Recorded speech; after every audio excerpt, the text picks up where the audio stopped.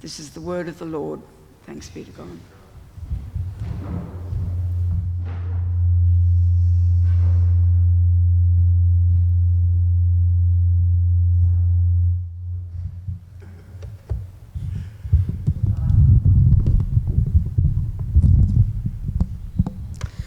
Sounds like we're getting some of that eerie atmosphere we just read about. It began for me with Sherlock Holmes. It wasn't long after that, it was Agatha Christie, Dorothy Sayers, mostly British murder mystery whodunits. I discovered John Rebus up in Scotland, Michael Connelly, my one US writer with Hieronymus Bosch investigating murders in Los Angeles, to the extent that when I actually visited there, I actually tried to find the cafes that the detective went to, fictional as they were. There you go. There's something about murder mysteries that perhaps not everyone, but many people love. It's a strange thing. If you were giving a Freudian analysis or some other deep psychological analysis, you might wonder, why do so many people who appear to be upright citizens love reading about murder? And not just reading about it. These days, have you noticed how many opportunities there are to indulge that taste on television in all its different forms? So you can watch the 10,000th murder in one small part of England in Midsummer Murders. A very scary place to go to, really. Then there's Vera, there's Shetland, on it goes, right? Scandinavian noir.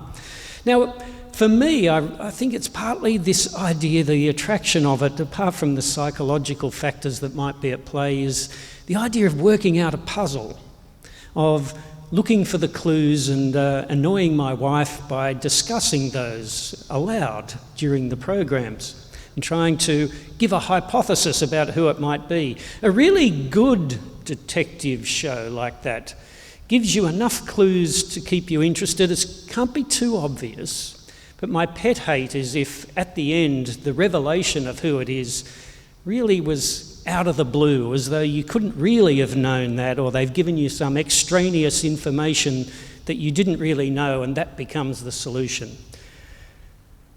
But I love that idea of following the clues. And our reading today on what's called the Transfiguration of Jesus is like that. It's full of little clues, hints that are given that bring out the meaning of this rather weird episode. For one after the other, at least 6 clues that I could find, give us a pointer to the significance and meaning of it all.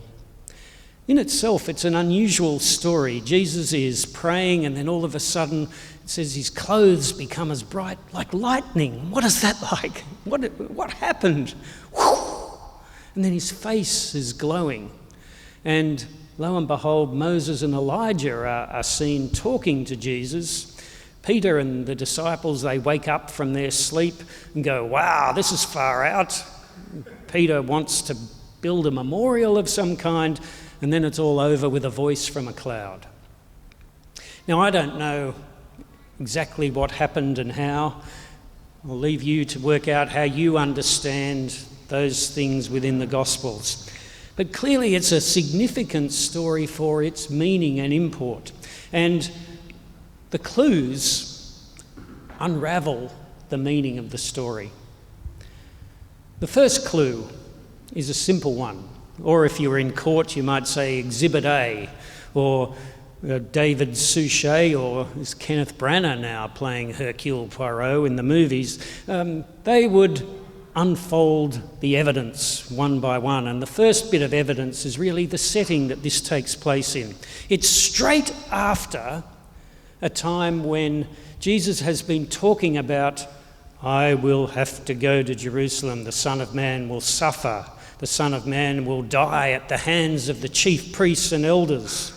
And then, even more scary perhaps for his disciples, by the way, follow me, all the way to death. That's what it means. Straight after that, we have this episode.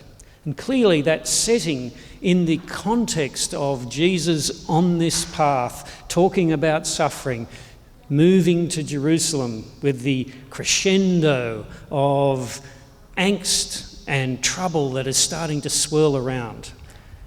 That's pivotal to the significance and meaning of this episode. And then it's up on a mountain. Clue number 2. What do we know about mountains in the story of God's people? Well, you can go right back, of course, to that most significant mountain in the book of Exodus, where Mount Sinai, God appears. Moses is summoned up the mountain. And what happens there when Moses is talking with God and receives the 10 Commandments? Well, there's lightning. There's a cloud. Moses is hidden from their sight. There's this sense of incredible glory of God being present. So the greatness of God is somehow captured in these incredible signs that are swirling around. The light, the thunder, the cloud. And here it is that Jesus is on a mountain, a place of revelation. A glimpse of God's glory is coming here. And that parallel continues when we see the people who appear. And that's the next clue. Clue number 4, if you like. Moses and Elijah. Both of whom are pivotal characters in the story of Israel. Moses, the one through whom the law is given, so he represents what we might call the law. Elijah, often seen as the symbol, the great prophet, the law and the prophets, these two aspects of the life of the people of God. And here they are talking with Jesus, but not only that. Their stories are fascinating because Moses and Elijah, no one actually ever saw them die. Moses goes up onto a mountain on his own, and there's no record of anyone seeing him die. Elijah, it says, is taken up in a whirlwind. The end of their life is mysterious. Now there's a little clue. So Moses and Elijah are there representing the life of Israel, if you like. And here they are, I think, by being present and talking with Jesus, actually affirming the idea that Jesus is fulfilling the very hopes and dreams and the whole story of what God had been doing in the life of Israel. Jesus is continuing that.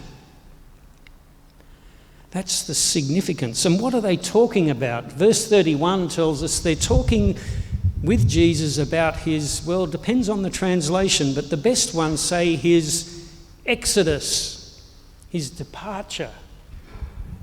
Exodus, the Passover, the heart of that story of God liberating the people of Israel from suffering and bringing them out into new life, into freedom. And here Moses and Elijah are discussing that with Jesus, his own exodus. Luke, through the way he writes this story and these incredible clues and hints, is telling us that in Jesus is continuing this story of God liberating, God bringing freedom. Jesus is having his own exodus, and in so summing up all that hope for freedom of not just Israel, but the whole world. And so at that point, we see Peter's incredible comment. He wakes up and he's in shock and he's looking, oh, there's Jesus glowing, there's Elijah and Moses. Wow, this is pretty amazing. And he says, he blurts it out. He doesn't know what he's saying. Build tents or a memorial. I get the idea that maybe he thinks this is a holy moment. We can, it's a bit like a sacred place now, and we should put a little monument up, a place where people could come, a bit like the relics of the saints that carry on God's power. Or this is a sacred place where we should build a church, the way people think, a revelation happened here. It's a holy place. Let's build a memorial, and we can come back here and we'll get God's presence too. That's my guess about what's behind his saying, let's build it. Classic Peter, blurting it out. I love the fact that he's the one who's always quick to speak. Sometimes it backfires on him. Sometimes he has the insight, you are the Christ, you are the Messiah. At other times he makes big statements and then regrets them. God uses the Peter in this story, and also John, who seems to be the more quiet, reflective one. And that's good. God uses the different personalities that are part of this story and all our stories. I tend to be more like the John character. Remember, Peter and John run to the grave after Jesus is risen, and John gets there first, but he stops at the edge and thinks, I better think about this. Peter comes up, he's a slower runner, comes up and just charges past John straight in. You know how some people charge straight in and others get there and think, let me just think about it. I tend to be one of those who thinks a bit before I speak or act.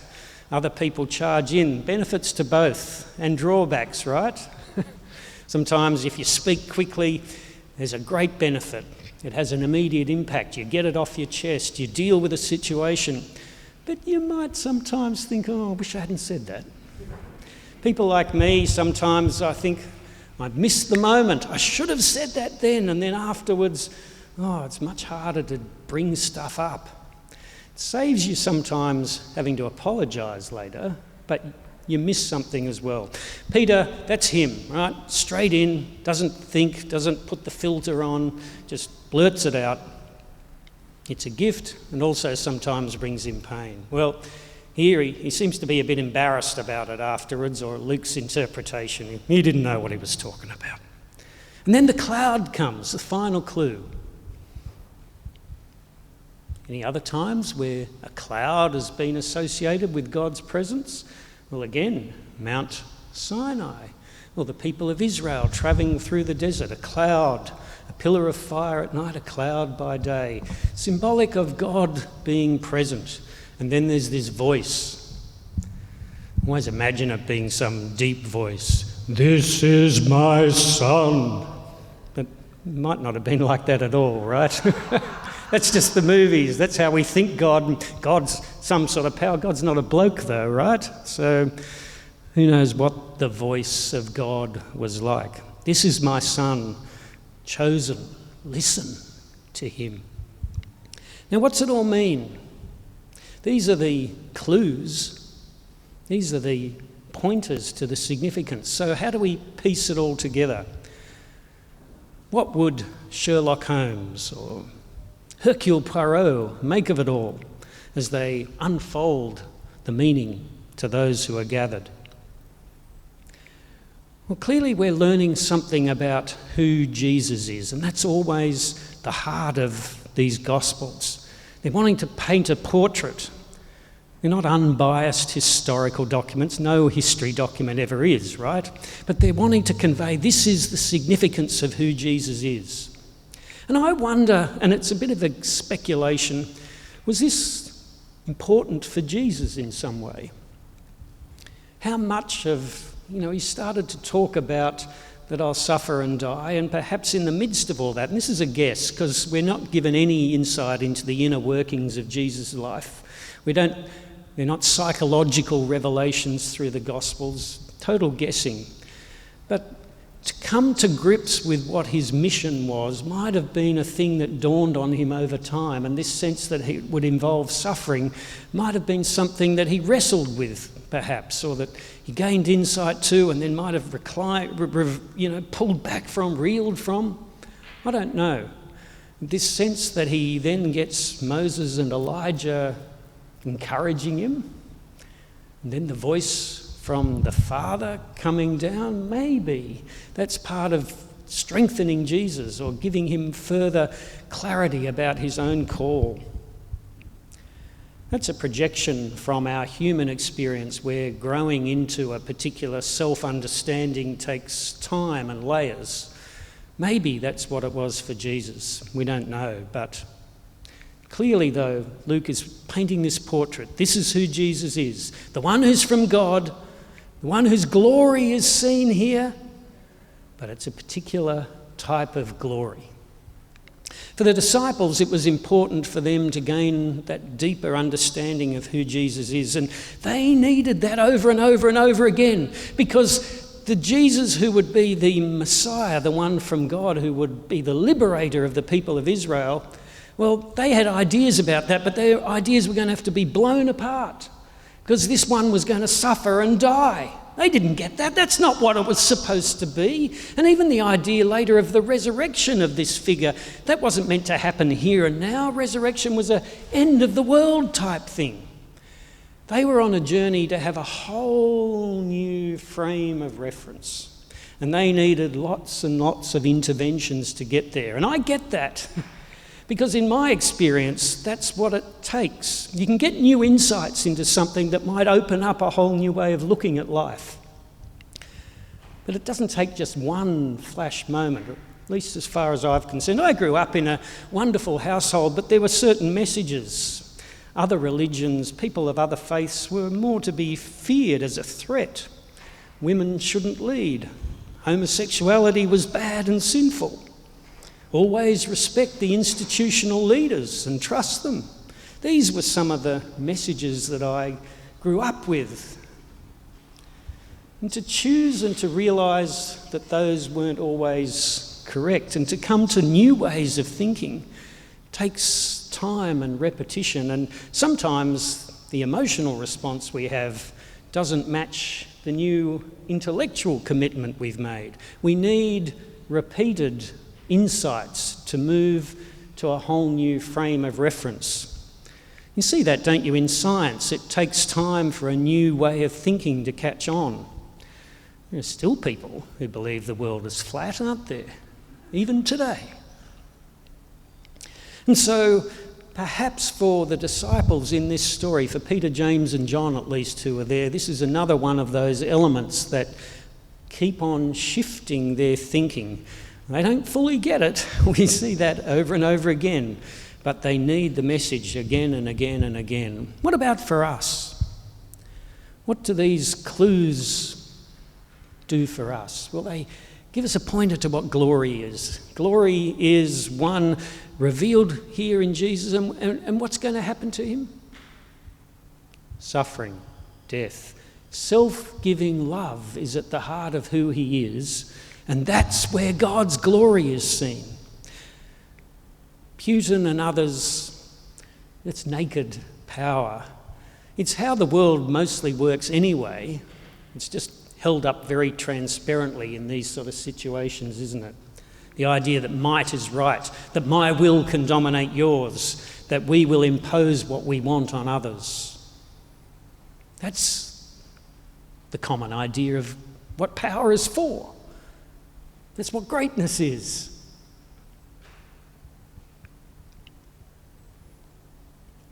Glory, the glory of God seen in Jesus, is the path of self-giving love, of faithful obedience as a servant, the lowest. As we this week have the opportunity through the story of Ash Wednesday and Lent to follow Jesus and to recommit ourselves to his way. Let's see these clues for what they are, painting a portrait of God coming to us, but as the one who gives for others, who takes the lowest place. For in that, though, is true glory. The light of God, the thunder, the lightning, the cloud, the voice, they're all affirming that way, the way of Christ. May it be that as we come now to reflect on who Jesus is and share that in the meal, may God bring alive to us again the beauty and the wonder, the glory of that suffering and risen Christ.